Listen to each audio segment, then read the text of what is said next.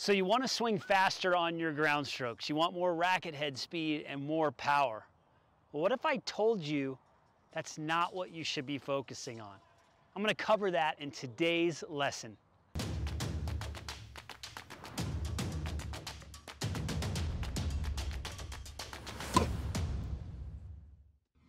My name is Jeff Salzenstein, the founder of Tennis Evolution, one of the leading online tennis instruction websites in the world, committed to helping players like you get to the next level and dispelling myths out there about the game. And I want to give you the real tips that work.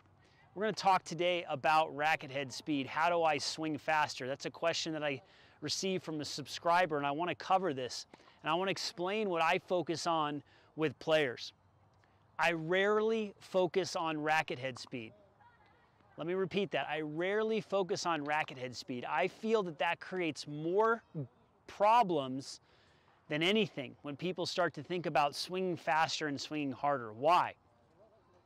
When people focus on racket head speed and they're learning the game, or even if they want to advance their tennis, they tend to grip too tight and they tend to muscle and try to swing hard instead of letting the racket do the talking and essentially not trying.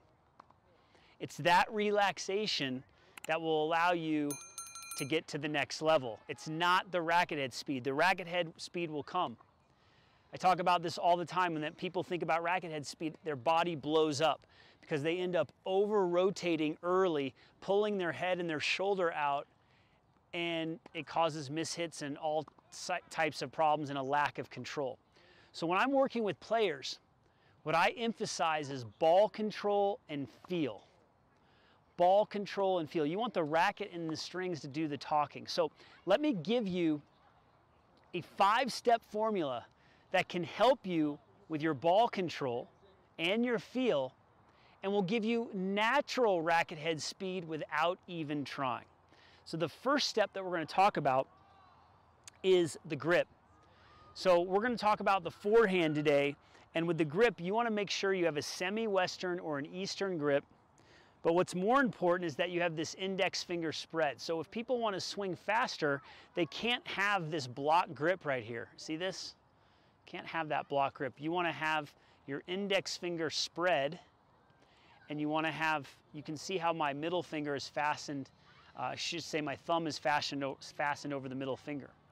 When you spread that trigger finger, it gives you more feel and allows the racket to release more. So you want to avoid holding what's called a block grip. You won't get racket head speed if you do this. So make sure you check your forehand grip. Even on your backhand, you might want to spread the bottom hand trigger finger, two-handed, one-handed, just to get more feel. That trigger finger is huge for racket head speed and ball control, natural racket head speed without thinking about it. So that's the grip. The next thing I want to talk about is what I call space. Most players, when they struggle with power, with racket head speed and swinging faster, is they get too close to the ball. So they don't understand proper spacing. So the spacing starts with the first move. When you make a first move, you want to make sure this tossing arm, this off arm gets straight like this. Now you'll see a lot of players, they start like this with this arm bent, and then they bring the racket back and they actually bring this off arm back like this towards their racket, and that messes with their space and their contact point. I prefer for players, especially when they're not pros, to get this off arm much straighter like this and to feel a stretch in the shoulder like this. It's not a huge stretch, but the arm should be out here. Most of the time I see T-Rex arms where this arm is bent. So this is going to mess with your spacing, and if your spacing is messed up, if you're too close to the ball, you won't be able to relax the arm and let the arm accelerate naturally. If you're loving this forehand lesson, you're going to want to check out the Topspin Forehand Secrets. Inside this program, you can transform your forehand when you build the solid mechanics that you need. And all you have to do is click below this video to check it out. So that's really important, is proper spacing. So how do you get proper spacing? Well, I already gave you a hint. The first move is huge right here. But what's even more important is the finish. okay? So if you finish way out here, and then you bring the racket back, then you're going to ensure proper spacing. But if you swing like this, or swing like this, you're now too close to the ball, and your spacing is messed up. It's not going to work. So I really like players to work on catching the racket out here and then bringing the racket back. This ensures proper extension when they're playing. So that's the spacing concept. Now let's talk about the finish, which we just touched on. I'm going to talk more about it. At the end of the swing, okay, with the finish here, you want to make sure that you relax your fingers. I know this is crazy. That's why I have people catch the racket, because most people are death gripping on the forehand. So if you swing and you work on just relaxing the hand, the ball can just fire. It can just go, it can shoot off the racket. And this is the part where someone says, hey, I want to swing faster. I say, why don't you just swing with more relaxation? Because when you do this, then you can actually get that racket head speed. The racket head speed happens when this is relaxed. That taking tension out at the end helps you to not only create more ball control. As you practice this, you'll get more ball control, but it'll help you get more racket head speed and to swing faster just by relaxing. If you squeeze the racket firmly, it's going to be harder. It's harder for you to create that ball control and that racket speed. Yeah, you might have ball control because you can guide the ball over the net, but you won't learn the true feeling of what it's like to play loose, relaxed tennis. The tension is gonna seep into your game. So if you feel like you're having a hard time relaxing and also squeezing firmly, what I want you to focus on is just relaxing at the end. You'll see I'm catching it in the throat of the racket. Notice where I catch it. This is very important. You don't want to catch it down here. Catch it in the throat of the racket and just feel relaxation. If you turn the racket over like this, catch it in the throat of the racket.